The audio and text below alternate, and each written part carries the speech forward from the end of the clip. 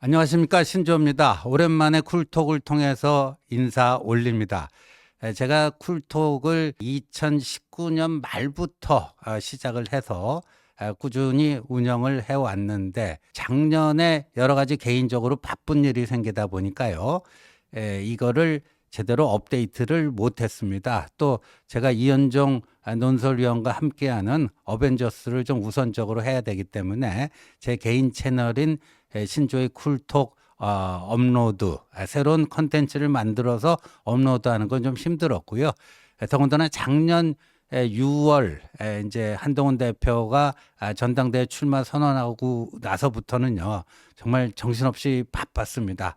그런데 이게 뭐 쿨톡을 다시 시작하게 된 점에서는 뭐 나름대로 뭐 좋은 점이라고 말씀드릴 수 있겠지만, 작년 12월 3일 윤석열 대통령의 느닷없는 비상계엄령 발동으로 정세가 급변하게 되면서 저희 한동훈 지도부는 쫓겨났습니다. 그러다 보니까 제가 좀 시간적 여유를 확보하게 됐고요. 역으로 쿨톡을 또 새롭게 시작할 수 있는 그런 환경이 됐습니다. 그런데 이 비상계엄과 대통령 탄핵 사태를 겪으면서요, 지금 우리 자유민주진영, 보수 진영이 극심한 내홍을 앓고 있습니다. 윤 대통령의 비상계엄을 무조건적으로 지지하는, 뭐 좋게 얘기하면 뭐 강성보수라고 얘기할 수 있고요. 요즘에는 흔히 극우다, 아주 울트라 라이트, 극우다 이런 표현도 쓰고 있는데, 그런 세력들, 지금 뭐 정광훈 목사, 그다음에 자유통일당 세력들, 자통당 세력들, 그다음에 국민의힘 내에 뭐 윤상현, 김민전 의원과 같이 정광훈 목사를 일방적으로 추종을 하고 대통령의 비상계엄을 절대 옹이하고자 하는 이런 사람들이 이제 하나의 세력으로 좀 형성돼서 나름대로 맹렬히 활동을 하고 있습니다. 반면에 합리적 보수라고 할까요? 뭐 어떻게 보면 이제 개혁적 보수다, 뭐 또 중도 보수다, 뭐 여러 가지 표현이 가능하겠지만요. 저는 그 보수 앞에 어떠한 수식어를 붙이는 게 중요한 게 아니고요. 저는 이 보수주의라는 것은 무엇인가?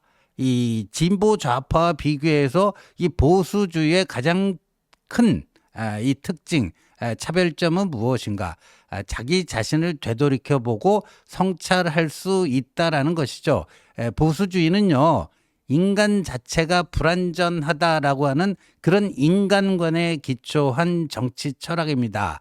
내가 옳다라고 하는 확신에 사로잡혀 갖고 듣고 싶은 것만 듣고 보고 싶은 것만 보고 그거를 또 열심히 그 주변에 확산을 시키고 하는 그런 확증 편향이 아니라 내가 틀릴 수도 있다라고 하는 그런 겸손한 자세를 유지하면서 정치 사회 현상을 보고 그리고 또 많은 국민들과 대화해 가면서 자기를 이렇게 또 교정해 나갈 수 있는 이런 열린 마음, 이게 이제 보수주의의 제대로 된 모습이라고 봅니다. 그래서 저는 앞에 뭐 합리적 보수, 개혁 보수, 중도 보수 이런 거보다도요, 저는 앞에 얘기했던 그 정광훈 세력, 그분들은요, 제가 봐서는 보수가 아닙니다.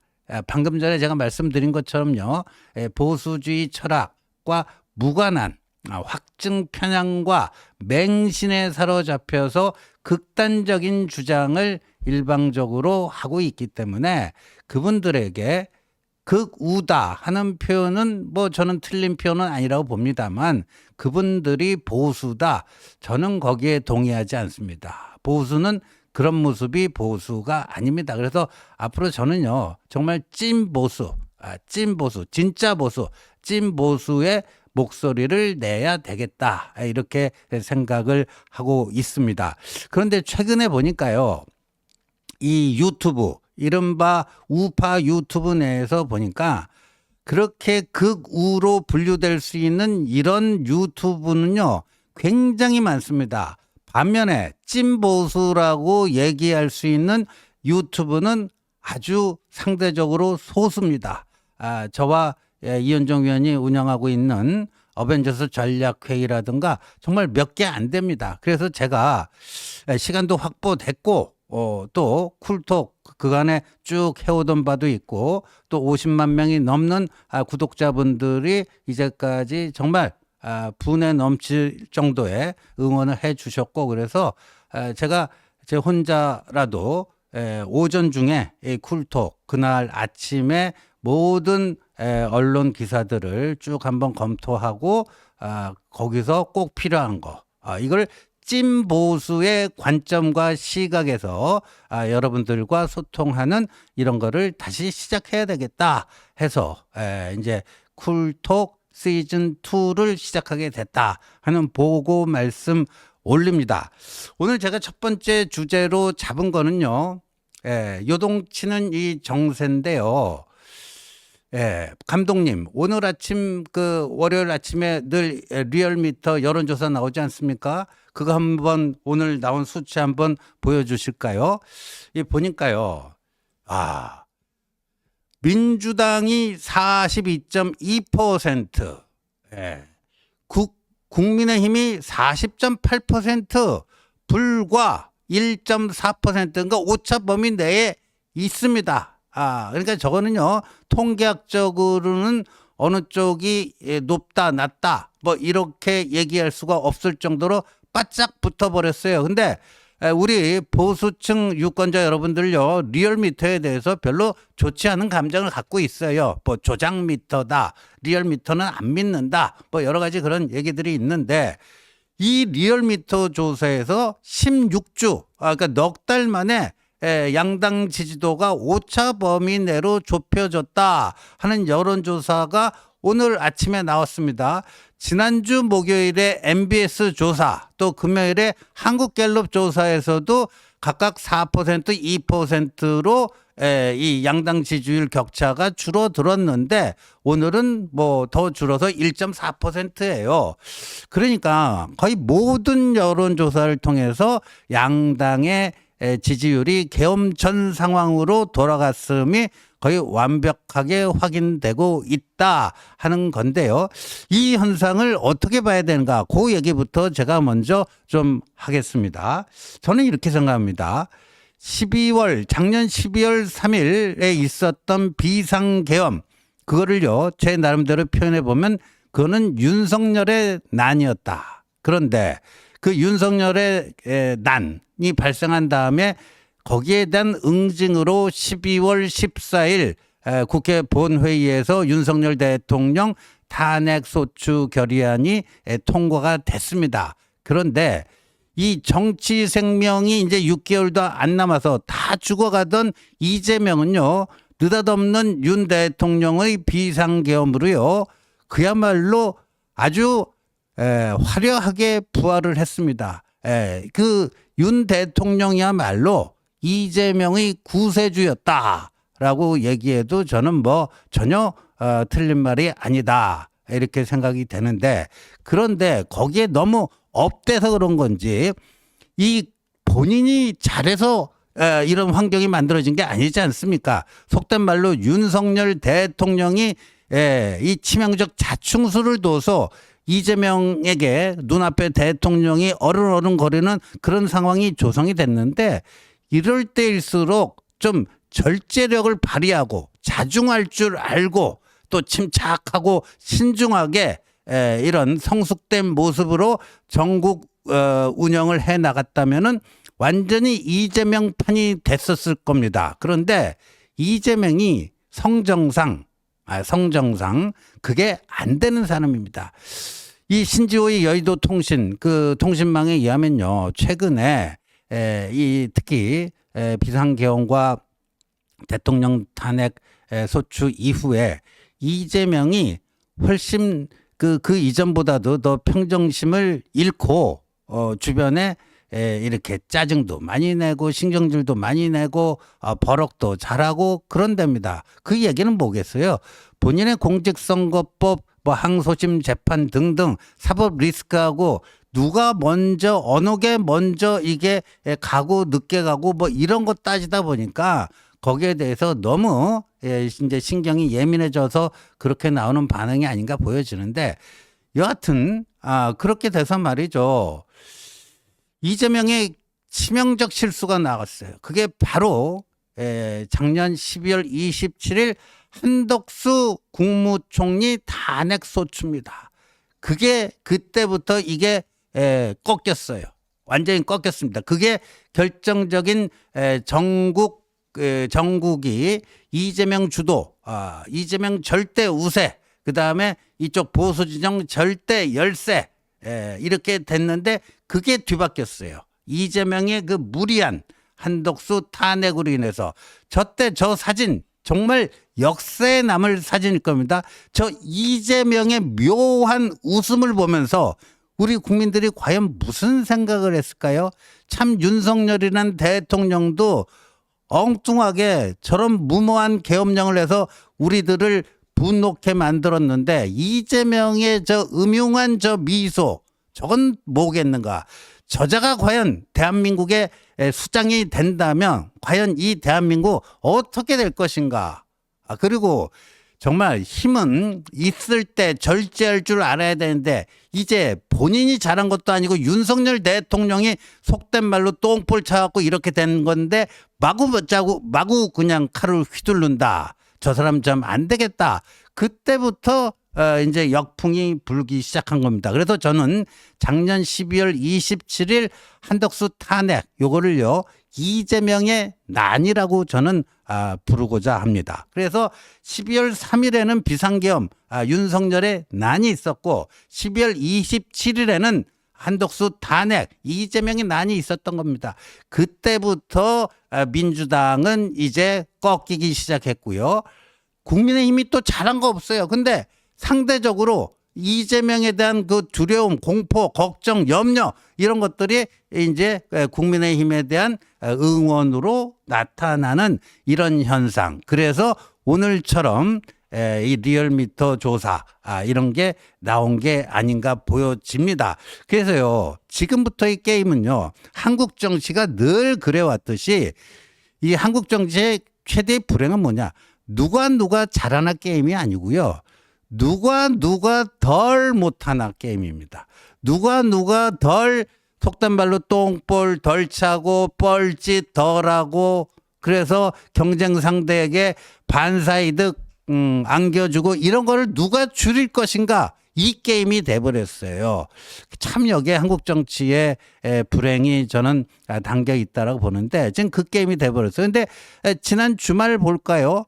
국민의힘이 막 따라 잡았는데 목요일 금요일 MBS 한국갤럽 근데 느닷없이 김민전 의원이 백골단 기자회견을 해가지고요 완전히 거기서 또 이게 대형 참사가 났습니다.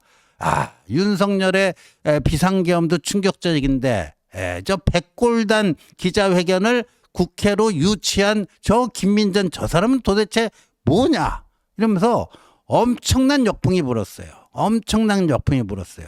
그래서 야 민주당 이재명이 그래도 또 운이 있네. 속된 말로 김민전이 똥볼 차주니까 또 기회가 생겼네. 뭐 이렇게 저는 속으로 생각했는데 야 이걸 하루도 못 가갖고요. 완전히 날려버린 게 또 누구냐? 이게 민주당이에요. 민주당. 거기에 앞장선 사람이 누구냐? 민주당의 국민소통위원회 책임을 맡고 있는 전용기 의원입니다. 전용기 의원. 이게요. 민주당이 민주파출소 그 기사 하나 띄워줄까요? 그 민주당이 이재명에 대한 가짜 뉴스를 막으려고 민주파출소 홈피를 개설했다. 요게요.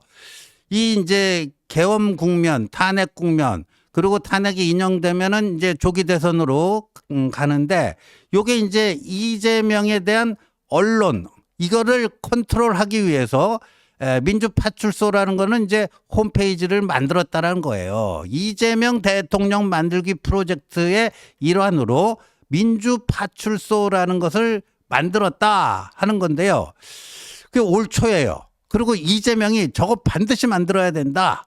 이재명이 강조를 했어요. 그러니까 이재명의 지시로 저 민주파출소라는 게 만들어졌어요. 그러니까 홈페이지 들어가 봤더니요. 저거 보세요. 보면요.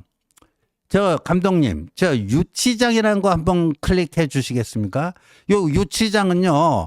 이제까지 요 민주파출소가 만들어진 이후에 요 5건을 고발 조치를 했다라는 거예요. 첫 번째는 김웅 전 의원이 그 방송에 나가서 이재명이 자기 그 친형 정신병원을 강제 입원시켰다. 그것도 허위사실 명예훼손으로 고발했다. 그런 거고요. 그다음에 그 권성동 원내대표 등 국민의힘 정치인들을 내란 선전죄로 고발했다. 뭐 이런 거고요. 가장 최근에는요. 저 이른바 저 한남동 관저 시위하는 정광훈 계열의 그 유튜버들 있잖아요. 그 사람들 6명을 내란 선전죄로 또 명예훼손으로 고발을 했다. 뭐 이런 겁니다. 그래서 앞으로요. 이걸 통해서 이 계속해서 이제 고발을 열심히 해 나가겠다. 뭐 그런 얘기입니다. 그런 얘기인데 그 앞에 이제 홈페이지 저기 시작 페이지로 들어와서요. 그래서 교도소라고 있죠. 교도소. 이건 이제 유치장에는 고발을 하면 이제 유치장에 가는 거고 고발된 사람 그거는 유치장이라고 하는 저기 파일에 담는 거고요. 이 이제 교도소 있잖아요. 교도소 한번 클릭해 주세요. 이게 참 재밌더라고. 이거는 이제까지 이재명에 대한 허위 사실을 유포해 가지고 유죄 판결을 받은 저런 거를 쭉 해놓은 거예요. 이재명은 소년원 출신이다. 허위사실 유포죄로 뭐 벌금형 받았다. 이재명이 조폭하고 연루됐다. 장영하 변호사가 뭐 징역 1년을 구형받았다. 뭐 이런 것들. 이재명 형수 욕설을 틀어낸 한 시민단체 대표가 또 벌금형을 받았다. 이게 이제 교도소예요. 그러니까 이재명을 이렇게 잘못 건드리면 니네 이런 식으로 골로 간다. 뭐 이런 겁니다. 그래서 이 민주파출소라는 거를 이렇게 개설을 하고 그 다시 앞에 시작 페이지 보면요. 이제까지 뭐 31,427건이 접수가 됐고 뭐 그래서 뭐 오늘도 벌써 2,137건이 뭐다 하는 건데 근데 말입니다. 김민전 의원이 백골당 기자회견 해갖고 하던 그날 말입니다. 전용기 이 국민소통위원회에서 저 민주파출소를 운영을 하는데 그 전용기가 말이죠.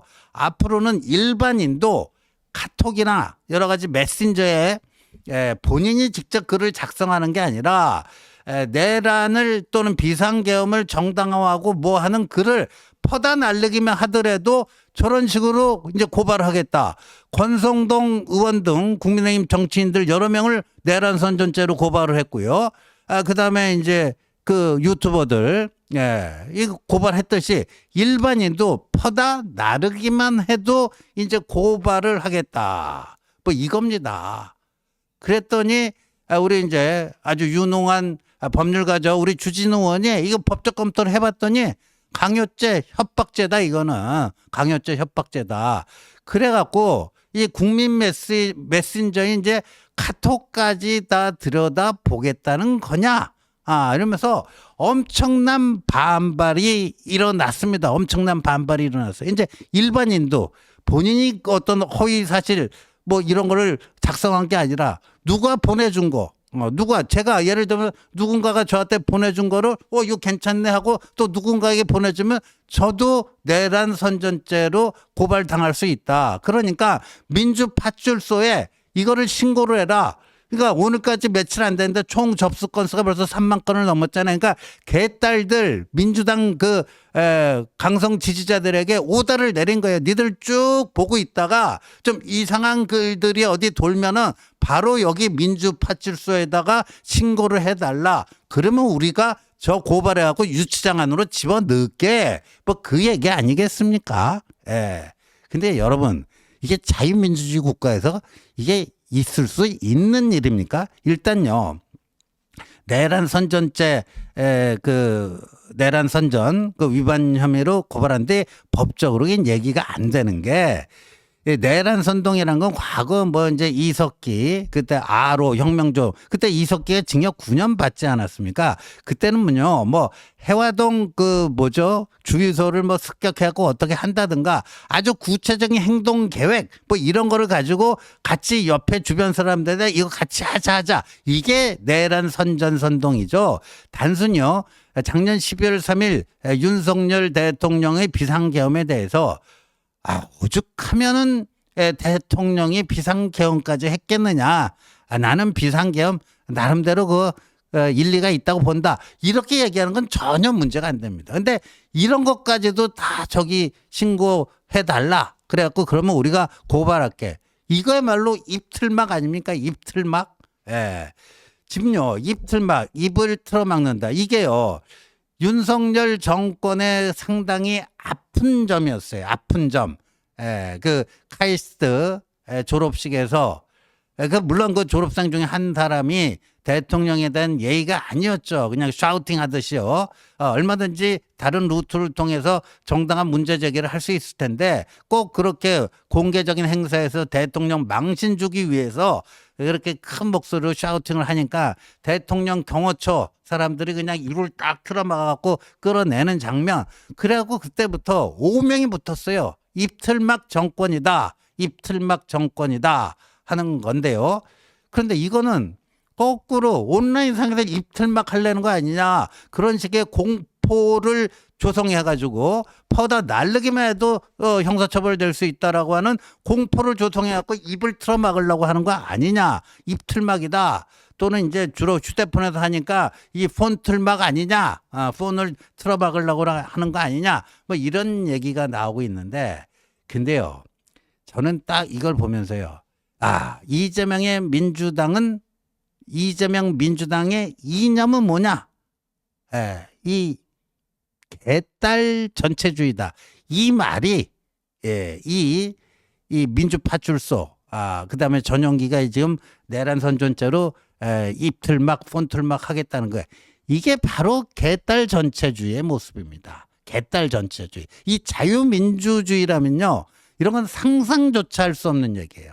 상상조차 할 수 없는 건데 근데 저는 이 전용기의 이걸 보면서요. 뭐가 생각났냐면요. 여러분들 혹시 북한의 5호 담당제라고 하는 주민 감시 통제 그 시스템이 있다는 거 들으신 분들 있을 거예요. 이게 뭐냐면요. 1958년에 김일성이 평안북도 그 창성군 약수리에 있는 민주선전실 지금 뭐 민주파출소가 비슷해요. 민주선전실이라고 하는 곳을 방문했을 때 그때 교실을 내렸어요. 간부 한 사람이 5가구를 책임지고 거기 사상교양 사업도 할 뿐만 아니라 그 사람들이 제대로 일상생활을 어떻게 하고 있는지 잘 관찰하라. 그래서 그 다음해인 1959년도부터 북한 전역에서 실시된 제도가 바로 5호 담당제입니다. 5호 담당제. 이게 바로 그런 북한 수령 전체주의의 주민 감시 통제 장치예요. 정말 숨 쉴 공간 없이 말이죠. 조금이라도 그러니까 입을 뒤집어 쓰고 뭐 속닥속닥 하지 않으면은 북한이 뭐 그 50년대 60년대 북한의 이 뭐 주택이라는 게 방음 장치도 제대로 안 돼 있을 거고요. 뭐 옆집에서 부부 싸움하면 다 들리고 하는데요. 정말 이런 식의 거예요. 근데 이거를 2025년 디지털 대전환의 시대, AI 혁명 시대 여기 대한민국에서 민주당이 한국판 5호 담당제를 하려고 그런다. 이게 얼마나 황당한 이야기입니까? 얼마나 황당한 이야기예요. 그래서요. 이거는요. 대형 똥볼이 됐습니다. 이 김민전 의원이 백골단 기자회견 그 주산해 갖고요. 공수가 받기나 했더니 그거보다도 더 큰 똥볼을 이 이재명의 지시로 민주당이 이거를 차버리면서요. 똥볼 차버리면서 이것 때문에 여론 지형이 훨씬 더 민주당에 나빠지지 않겠는가 이렇게 보여집니다. 그래서 이 문제를 우리가 앞으로 예의주시해야 되고요. 정말 이 여의도 정거에서는요 이런 말이 작년부터 많이 돌았는데 국민의힘에는 힘이 없고 더불어민주당에는 민주가 없다. 저는 그 얘기가 참 뼈 있는 말이라고 생각합니다. 더불어민주당에는 민주가 없습니다. 자유민주주의가 없어요. 이런 식의 개딸 전체주의만 있다 하는 점을 우리 찐 보수가 다시 한번 자각해야 되지 않을까 생각이 됩니다. 시청해 주셔서 감사합니다.